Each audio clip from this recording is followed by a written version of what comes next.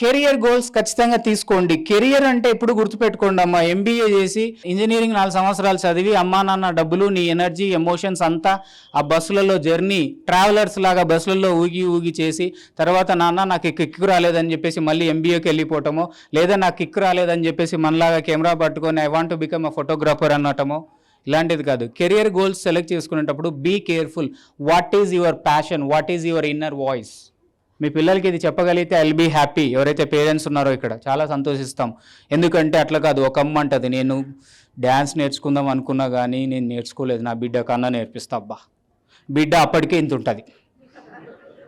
నేను చూశానమ్మా, కొంతమంది ఉన్నారు అదృష్టంగా, అప్పుడు చూడాలి ఆ బిడ్డని. ఇంకా ఆ అమ్మాయికి ఇష్టమే ఉండదు.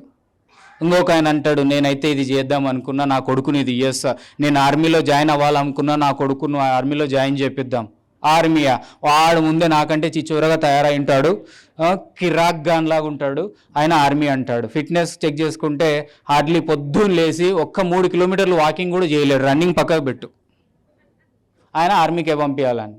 అంటే నేనేమంటానంటే ఈ భూమి మీదకి వచ్చిన ప్రతి జీవికి ఒక పర్పస్ ఉంటుంది. దాన్నే ఫైండ్ యువర్ ప్యాషన్ లేదా ఫైండ్ యువర్ ప్యాషన్. నీ యొక్క పర్పస్ని కనుగొనే ప్రయత్నం మీరే కాదు, మీ పిల్లలకు మీరు అవకాశం ఇచ్చిన వాళ్ళైతే మాత్రం అద్భుతంగా వాళ్ళు సృష్టిలో రాణిస్తారు అనేది వాస్తవం.